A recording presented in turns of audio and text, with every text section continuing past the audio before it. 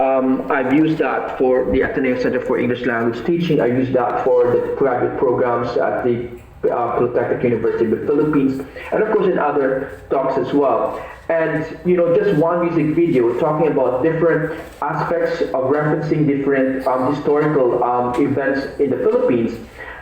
Just basically 3 minute video requires different sessions to talk about and unpack these things. All right. So the reason why I would like to talk about them is precisely because in the music video, we have different images that reference certain aspects of historical experiences of the Philippines, all right? And by doing that, I'm going then to highlight the difference in the way the differences between the concept colonialism and coloniality, something that will have an impact on the way we understand the lecture today. So, for example, this is RG. RG is of course, one of the members of Alamat. He is from Borongan Samar, Eastern Samar, and speaks Waray-Waray. So some of their songs actually have Waray-Waray words and phrases, and that is due to RG being from that particular language group as well. So kung makikita nyo, alright, you have that image from that music video, and you have an image of like an all-white anonymous person character, alright, dancing with RG. And behind them, of course, is this, black, what do you call this, like a board with the English alphabet there, for example, and some words like apple and ball and cat, for example. All right. Now, this particular part of the music video references actually a particular, photo, during the time of the American colonization, where, one of the Thomasite teachers, one white female American teacher, all right, is also seen dancing with a so-called Filipino native, and so on and so forth. Now, why am I juxtaposing these two pictures? Because you see, what these two pictures are saying are basically similar, except that they have differences in the way we talk about them. So on the one hand, this particular photo emerged out of the period of colonialism, during the time of the direct control and direct rule of the United States on the Philippines.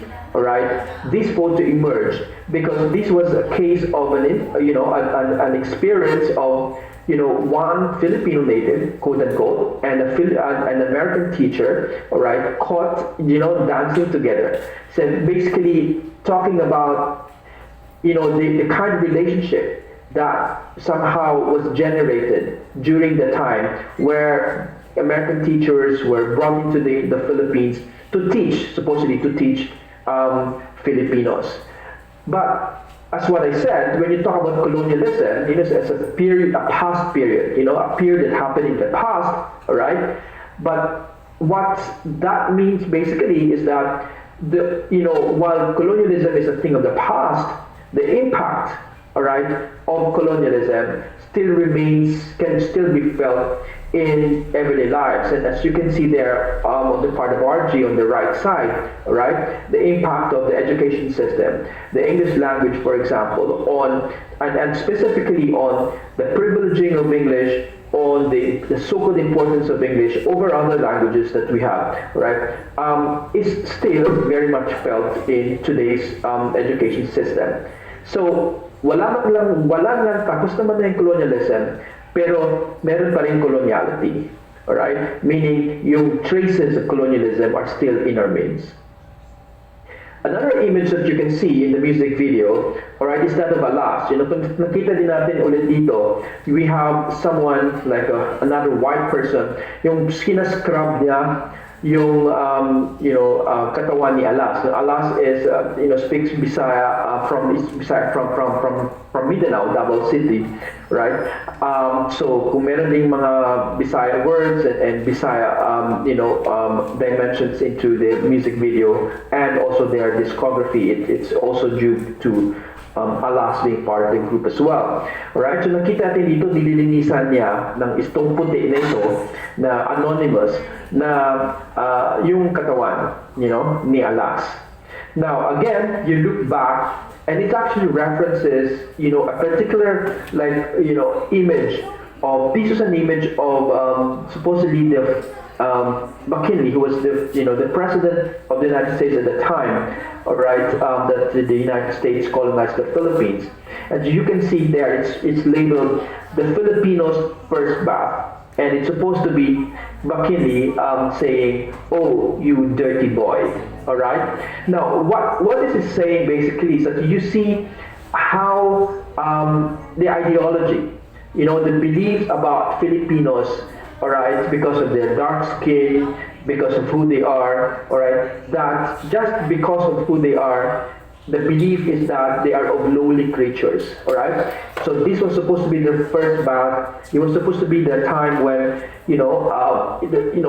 the United States came to the Philippines in order to clean up, dirty Filipinos, all right? So makita natin dito kung paano yung ideolohiya, kung paano yung pag-iisip, na yung relationship na between the colonizers and the colonized, all right? In the sense na yung colonialism was meant to really imbibe in Filipinos, the idea na inferior ka, yung kulay ninyo hindi maganda, yung kulay ninyo hindi maganda, in fact, dirty, in fact, hindi siya malinis, alright? So kung makita nyo ulit, alright, the juxtaposition, alright, between colonialism and coloniality, merong mga diskurso, merong mga ideolohiya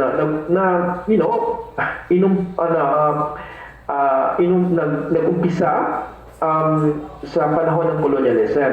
Alright? Pero yung ganung mga diskurso at yan yung ideolohiya, nagkaroon din ng impact hanggang ngayon. Na yun itong pinapakita nga dito sa image na to kay Alas, na hanggang ngayon, alright, meron pang something around us, this kind of like colonial, image and character around us na parang iniisip natin, kailangan natin linisin ang sarili natin. Kasi the way we look, the color of our skin, these are things that are supposed to be undesirable because they look dirty. At makita naman natin yung impact ng kolonyalismo dito sa pagtingin natin sa even sa kulay ng mga kutis natin. The same thing, this is actually Mo is half Filipino, half Black American, alright, from Zambales. As nakita nito, this another image in the music video, Kasmala, alright, of Alamat. Na you see, pinapakita dito yung ganitong images na to na kung saan inaayon ni Mo, si Mo, doon sa kung saan siya yung physical features niya. Kasi especially the fact na galing ba he's half Black American, alright? Now, saan ito galing? Galing ito sa kolonyalismo, alright? And hindi na kolonyalismo na parang kung sa atin pa mga ordinary na mga pag-uusap. In fact, during the time of colonialism, academic of different disciplines such as anthropology and sociology and all other human and social sciences and even the sciences, the natural sciences as well. All right? Merong pag-iisip, merong naka-anchor na ideolohiya na ito tinatawag dito ng varying grades of intelligence. Na in other words, yung physical features mo, ilalagay ka doon, ihihanay ka doon kung saan ka yung itsura mo. Because the closer you are to the person on the left, itong white, male, matangos na ilong, supposedly is the most advanced, human, is the most civilized, in other words, among all the humans in the world. So kung nasa right ka, supposedly you are only semi-human or subhuman,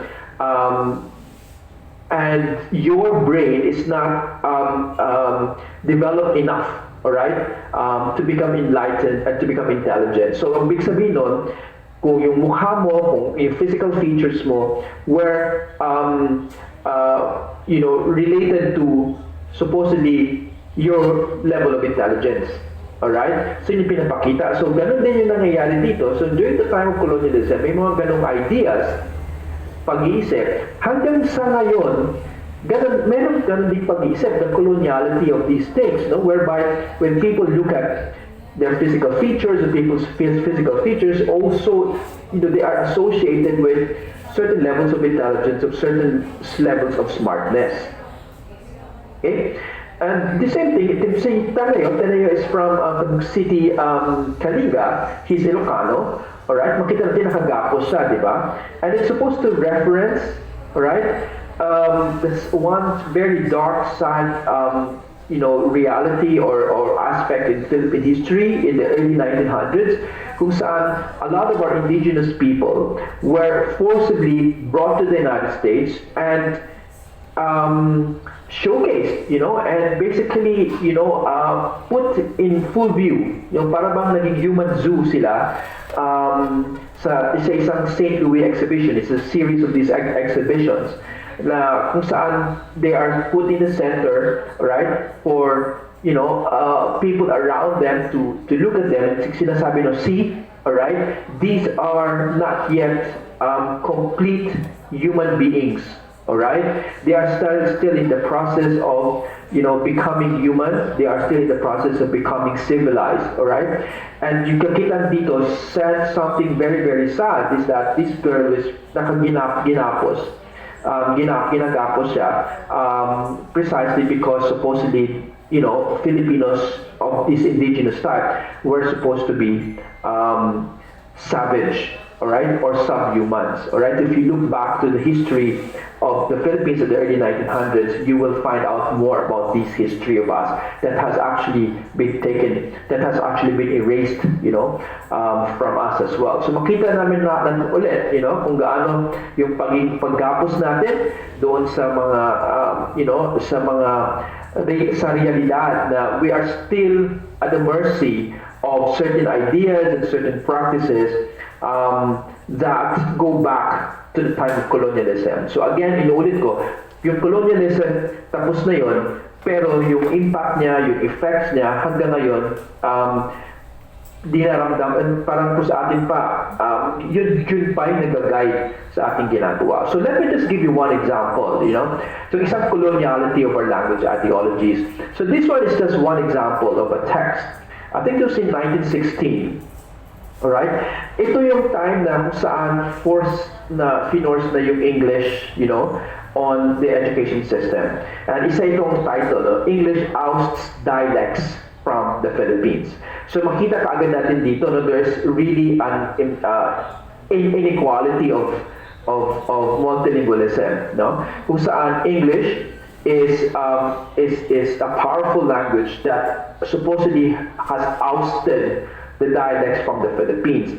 And the reason why English was imposed as the language of instruction is because of the belief that the Philippine languages, are not as important as English. The Philippine languages are inferior to the English language. That the Philippine languages are, not to be taken seriously, in other words. Kaya mas madaling turuan, mas madaling i-justify yung paggamit ng English kasi English was a language, alright? Itong Philippine languages, dinowngrade into dialects, alright? Kaya, bakit coloniality of our language ideologies? Kasi,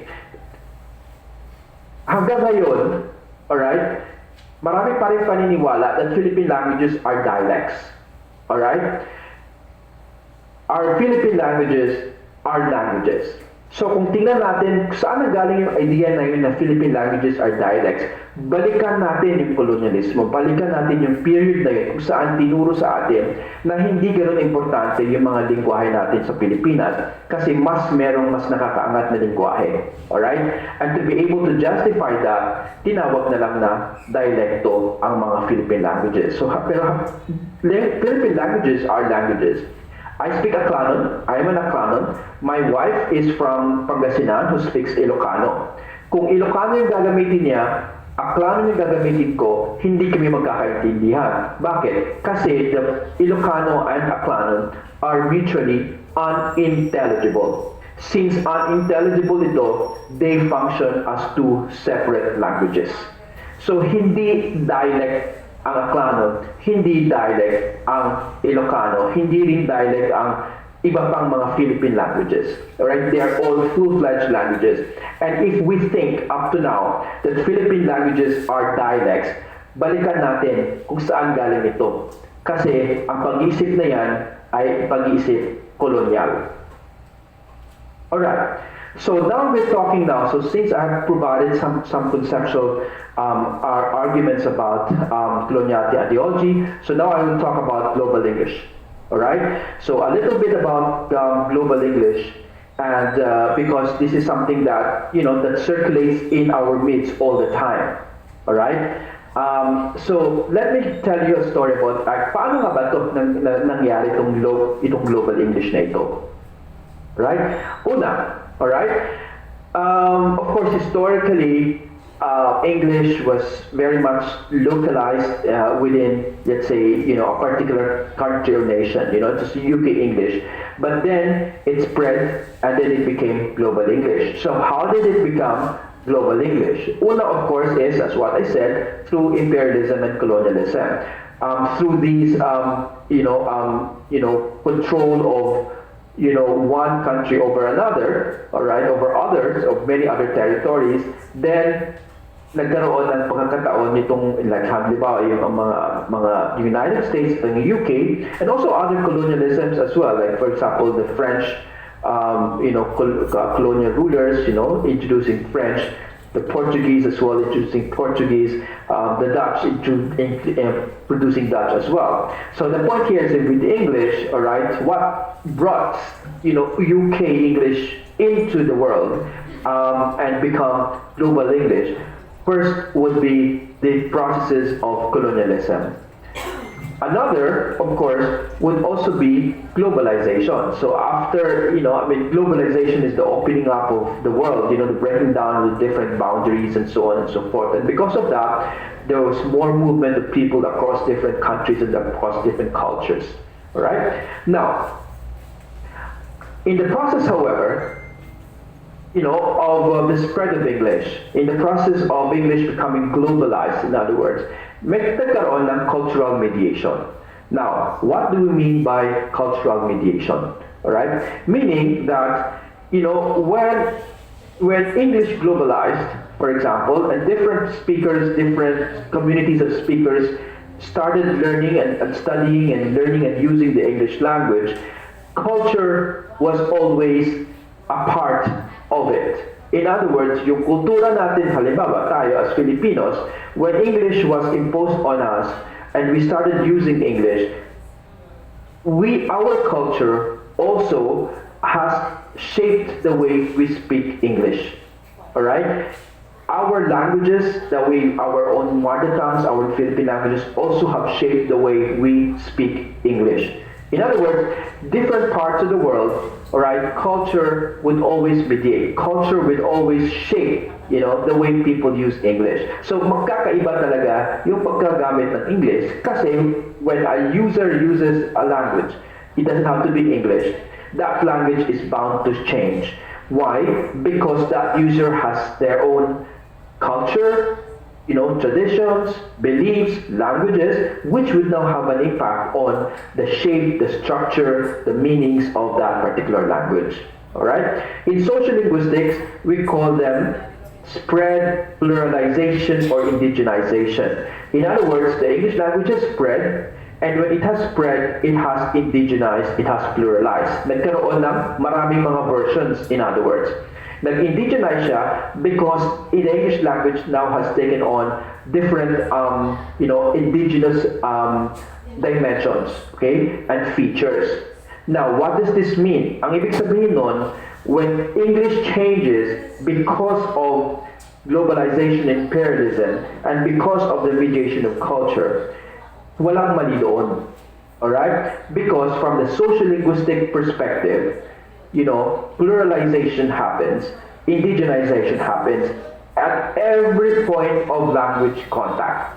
Okay, and I have I have to emphasize this precisely because people have this misconception that if English changes, it's corrupted. All right, but it's not corrupted because when people use English, it dynamically changes. All right, so from the point of view of social linguistics, when there's language contact, there's language change.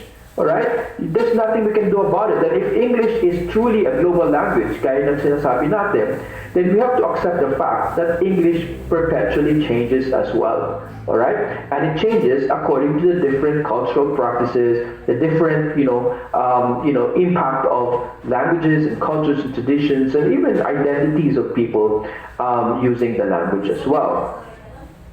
So, which means that, all right, hindi lang talaga global English, world Englishes yung nangyari.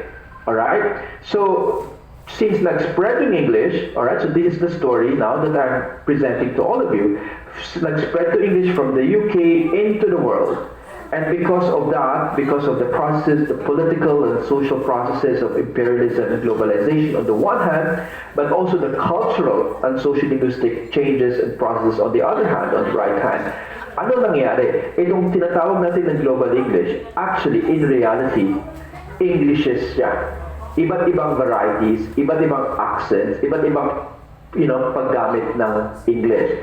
And again, if you look at it from the point of view of social linguistics, walang problema doon. Kasi pag sinabi natin may problema, huwag na lang mag-spread yung English. Diba? Pag sinabi natin may problema itong mga changes to the language, to English, di huwag na lang siya mag-globalize. Kasi one aspect of globalization is the localization of the language. Alright? And so what are the implications now of what we have known about this? Well, first and foremost, the implication is that actually all Englishes, including accents, are rule governed and systematic. Alright? If you treat and study English, a particular variety of English, on its own, it's rule governed and systematic. I taught in Singapore for 20 years, alright? I lived in Singapore with my family for 20 years, and they speak a certain colloquial English. They have to speak a certain standard Singapore English on the one hand, but at the same time, they also have a very colloquial variety of English, quote unquote, which is called Singlish, alright? And if you actually listen to it, it doesn't sound, close to English at all. But some people think it's corrupted, it's incorrect, it's ungrammatical, but the point here really is that Singlish on its own is rule governed and systematic. People use it in order to communicate with one another. English is therefore also grammatical. All Englishes, including accents, are also equal, valid, and are legitimate. In other words, therefore, when we talk about global English through the lens of world Englishes, we think of native speaker norms, moving away from native speaker norms to cultural linguistic norms. Ano nga ba ang appropriate way? Ano nga ba ang comprehensible? Kasi nakatali tayo ito sinasabi ko kanina doon sa example ni Tadeo from Kaliga, no? Nakatali pa rin tayo doon sa mga maraming mga practices at pag-iisip, right? Kung saan merong correctness na tinatawag. Pero if English has globalized, ang importante dito ay ginagamit natin ng English in appropriate and comprehensible ways. And yun yung dapat nating maging guide sa pagtuturo ng English. Right?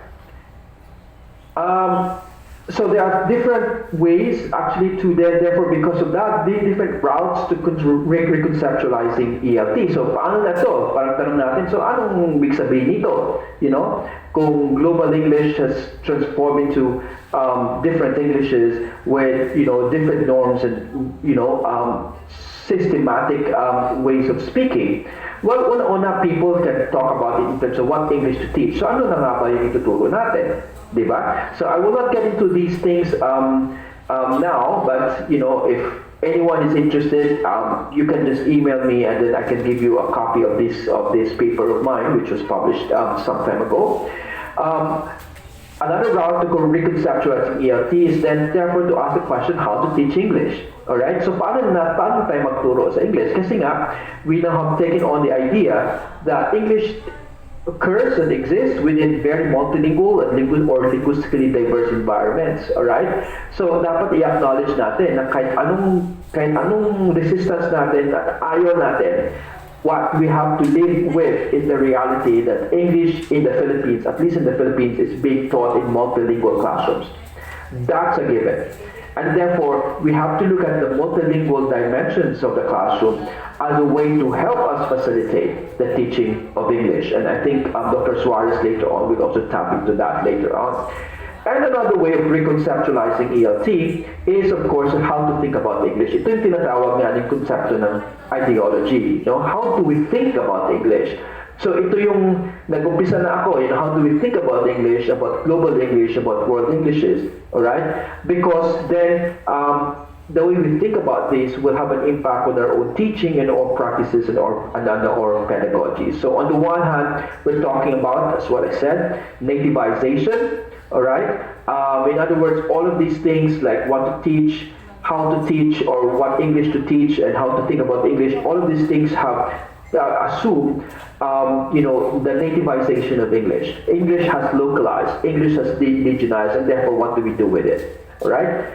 And of course, here we talk about also decolonization. Kailangan na natin, kaya sinabi ko, kailangan na natin i-decolonize yung pagtuturo ng English, yung pagtingin natin sa English. Alright? Kasi yung mga pag-iisip na meron tayo are still very much, very, very colonial in nature. Right. So what is decolonization? It's actually an attitude of the mind, a fairly complex process of taking control of the principles and practices of planning, learning, and teaching of English. We need to take control of the principles and practices. We have to own up. Alright? Kasi nga, marami sa mga pag-iisip natin ay hindi pa tama. So for example, alright? Ano itong mga examples ng mga coloniality of language beliefs that circulate in our lives, right? Una-una, if you speak English, you are smart. And I don't think I have to explain that. But the thing is, yun nga, kung balikan natin yung period ng colonialism, makikita natin, nag-uumpisa talaga doon. Yung pag-iisip na pag maggarunong ka mga English, then matalino ka, which of course is not really the case. Coloniality of language beliefs, and this is something really very important. I am a native speaker of English. This is also an example of a colonial belief about ourselves. So I am a non-native speaker of English. Kung tingnan natin dito, if you look at how this is framed, I am a non-native speaker of English. Ang ibig sabihin nun, yung identidad ko, yung identity ko as a speaker of English is based on who I am not. Diba? I am a non-native speaker of English. Who am I? I am a speaker of English and I am not a native speaker of English. So in other words, nakatali yung pagiging speaker ko ng English dun sa kung anong hindi ako.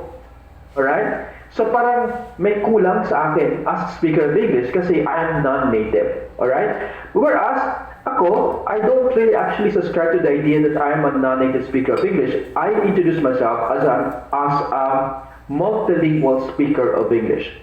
In other words, pinofocus ko kung anong meron ako. That is something very positive. That is a great contribution to my being a speaker of English. I am a speaker of English and I am a multilingual speaker of English. Meaning, my multilingualism is a resource for me to speak in English. So, nagkaroon ng more positive take. I'm giving myself an identity that is who I am instead of who I am not. Alright? Another one is, I'm sorry for my bad English. Tingnan natin dito. Parating may ganun Parating tayong humihingi ng tawad, humihingi ng sorry for the way we speak English. Alright? Kung tingin natin dito, matitrace din natin ito. Sa panahon ng colonialism, kung saan na tinuro talaga sa atin na to become a good person, to become a good Filipino, to become a smart, learned Filipino, kailangan mo na matutong umingles. Kaya parati tayong nag-apologize kung sa palagay natin hindi tayo magaling umingles. All right? And this one again, and I think Dr. Cheche will take on this later on. The coloniality of language beliefs also, one of these is that local languages are not allowed in the English classroom. Colonial din to na pag-iisip. Kasi whether we like it or not, whether we accept it or not, local languages actually exist in the English language classroom. Now, don't get me wrong, alright? Here, what we're talking about is we strategic use of local languages. Meaning, there is a certain effective way among competent teachers, when they encounter certain words and concepts that are, for example, very difficult, they get into in the use of, let's say, the local languages in order to facilitate the understanding of certain concepts. For example, even in science, even in mathematics, to be able to get the students to actually understand the concepts even more. But the thing is, merong guilty feeling tayo when we talk about the use of linguistic repertoires in the English language classroom. Pero yung pag-isip kasi nito, again, is very colonial in nature at kailangan nating basagin ito. At ito pa, okay? I'm almost there. But ito yung isa pa, our L1, our first language, our mother tongue, our local language, interferes in the learning of English. So kung tingnan natin dito, interferes, parang negative ka agad yung dating, di ba? Parang may mali sa ating mga first languages. May mali sa ating aklanon kasi nag-interfere siya sa learning English. Bakit hindi pa sabihin that my aklanon shapes the learning of English? My aklanon has an impact on the learning of English. Bakit kailangan natin sabihin na nag-interfere? Kasi nga, mababa ang tingin natin sa first language natin at ayaw natin nun na mangyari. Alright? Let's bear in mind that interference, alright, is something that is ideological. Alright? Pag-iisip yan.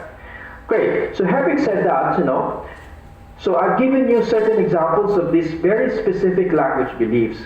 Alright? All of these language beliefs, alright,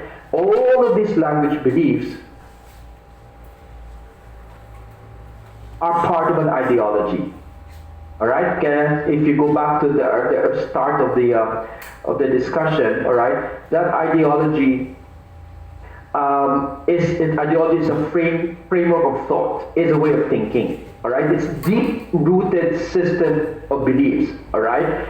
So maraming mga beliefs, and then itong beliefs na ito, they constitute an ideology. All right. And this is where I'm going to end. Alright? Anong ideology ito? Ito yung ideology na tinatawag natin na deficit language ideology. Meron ba tayong deficit language ideology? Ano ibig sabihin ng deficit language ideology? Itong mga paniniwala sa sarili nating mga wika. Kasama na rin yung English doon. Kasama na rin yung iba-iba nating mga wika doon. Alright? Ito yung mga paniniwala na kung anong meron tayo, parating kulang. Kung anong meron tayo, mali. Kung anong meron tayo, parang mababa ang tingin. Alright? So, kung tingnan natin ito lahat, kanina yung mga language beliefs, itong mga coloniality of language, even the context of Philippine languages as dialects, lahat ng ito, they all constitute a framework of thought, an ideology. And anong ideology ito? Itong pag-iisip, itong paniniwala na kung ano ang meron tayo, parating kulang. Right? And I think what we need to do as we move on to the next stage, which is the part 2 of Dr. Suarez's work, is now to change that perspective. Alright? By all means, tayo mga Filipino educators, umpisahan natin na mag-umpisa tayo dun sa paniniwala na kung paano tayo magsalita, kung anong meron tayo, resource yan. Right? Hindi siya problema. Multilingualism, yung pagka, being able to speak different languages, 2 or more languages, alright? Multilingualism, hindi siya problema. Multilingualism is a resource. And if we are competent teachers, we know how to tap into the multilingual repertoires, our own multilingual repertoires, and that of our students, in order to use them to teach effectively. not just to teach English effectively, but to teach science effectively, to teach math effectively, to teach different subjects effectively. Alright? Tanggalin na natin itong makakolonyal na pag-iisip, na deficit, na parating may kulang sa atin. Let's change that perspective and see how we can actually move forward as educators, alright, by tapping into our linguistic resources and use them as resource, not as a problem. Maraming salamat. Thank you.